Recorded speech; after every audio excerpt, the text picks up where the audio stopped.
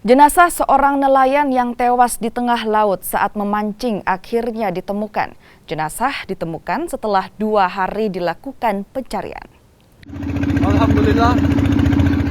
Ini adalah visual amatir saat nelayan ditemukan tewas di tengah laut.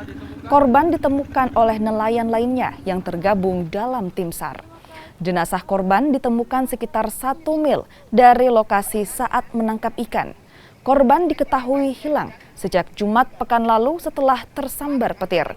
2 rekan korban saat itu sempat coba lakukan penyelamatan namun tak membuahkan hasil.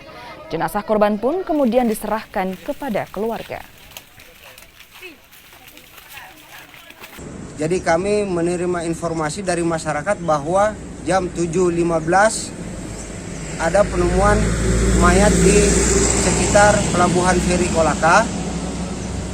Kira-kira 1 nautical mile dari LKK, dan pada saat itu kita langsung ke lokasi untuk mengevakuasi, dan sekitar pada 07.37 itu korban kita serah terimakan ke pihak keluarga korban.